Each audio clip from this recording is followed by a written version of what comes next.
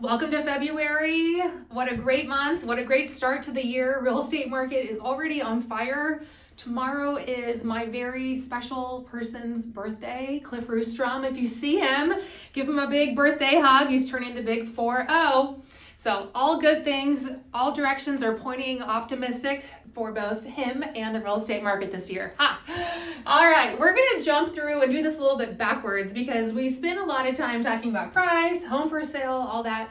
The reality is there's one main message that I need you to get later in this conversation. So we're gonna get through the other stuff first pretty quick, and then we're gonna spend more time on the thing that you need to hear. All right.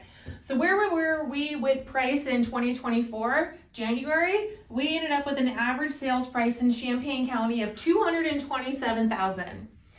That is still ahead. If I were to blow this chart up bigger and go back more, meaning like 10 years down the road, we are still ahead. So hang in there. This is January's numbers. We know historically those numbers go up as the year progresses, right? All right, so when we look at homes for sale, we also know that January is usually one of our lowest months. Last month in 2024, January, we had 216 houses available for sale. That's not very many. We also know that that's gonna climb. Our fall is in the winter, we're gonna climb. Here's our fall. Last year we had a little bit of confusion on if people wanted to list their house or not, but we're optimistic we're gonna get more listings coming on the market.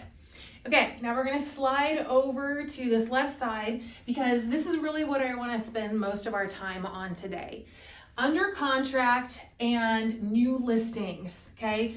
This is very predictable. We know our peak months of when houses go under contract are always gonna be March, April, May, June, okay? So I've put little bullet points and some blue ink around those months for our 2023.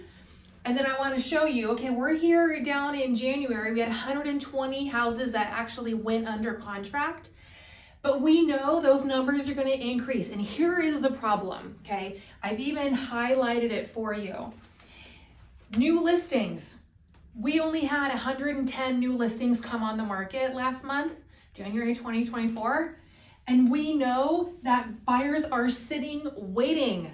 They want so badly to go under contract, but there's such low inventory of houses for them to sell or to buy from. So I highlighted this February to March number because this little section grew dramatically last year. We need that bigger this year because the demand from buyers has already started.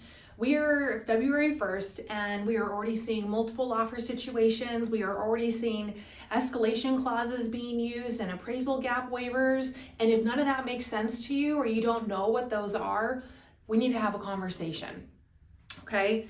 So I also wanted to wrap up our little recap today and our market recap with information that I sat on a call. Altos Research does a great job of providing data and just a couple of quick things.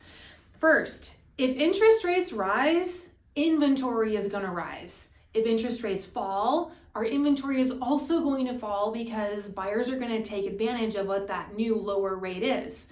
So it's just a matter of how long are you going to wait if you are sitting on the fence. But keep that rule in mind. The competition could get tougher for you if you decide to continue to wait and see what happens to the rates. And hopefully they're going to come down a little bit, okay? Immediate sales are increasing. That means that you need to have an agent who's working with you to get you access to listings while they're in the private network, or at least tell you about them. That way you're ready to go when that active changes from a private listing to an active listing. Case in point, last week I was looking at a property and it was sitting in the private listing and I was using it to future pace some comparable sales and pricing.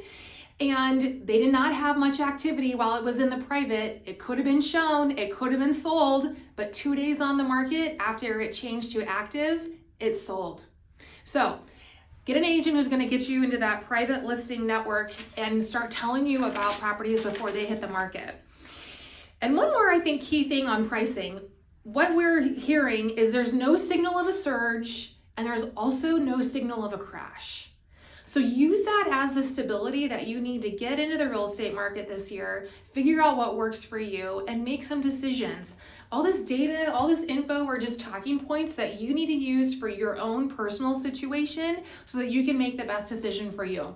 I'm here if you've got any questions. I'm going to head out so that I can go get Cliff ready for his birthday.